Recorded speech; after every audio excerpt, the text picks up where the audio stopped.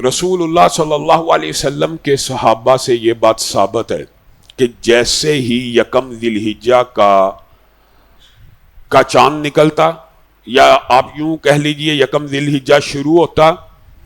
تو آپ کے صحابہ بازاروں میں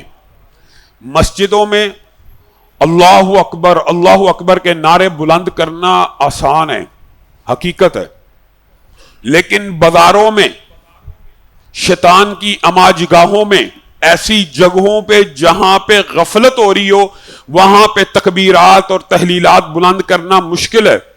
اور وہاں غافلوں میں اللہ رب العزت کے ذکر کو اس نیت سے بلند کرنا کہ لوگ متوجہ ہو جائیں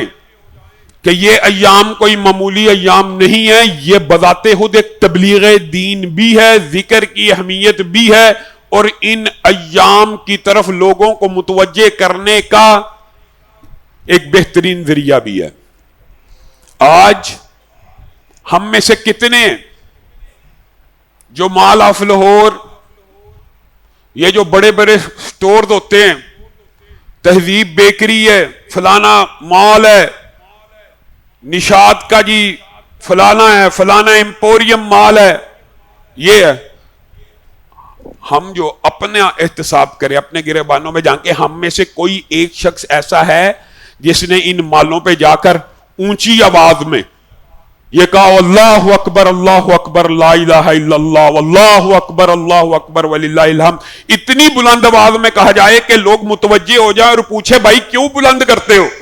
تاکہ ان سے گفتگو کی ابتدا ہو سکے۔ بھائی یہ ایام ہیں اللہ کے ذکر کرنے کے، اللہ کی طرف لوٹ آنے کے، اللہ کی طرف رجوع کرنے کے۔ ہم وہ شعار، وہ تبلیغ کے انداز جو صحابہ نے اپنائے ان کو چھوڑ دیا۔ ہاں خوشی ہے، بعض لوگوں نے اس کا ایک متبادل عصر حاضر کے حساب سے چند رکشے، چند گاڑیاں کرایوں پہ لی، ان کے اوپر سپیکر لگائے، ان کے اوپر تکبیرات چلا رہے ہیں۔ یہ نیکی کا کام ہے، یہ مستحسن کام ہے، یہ ان ایام کی طرف متوجہ کرانے کا کام ہے،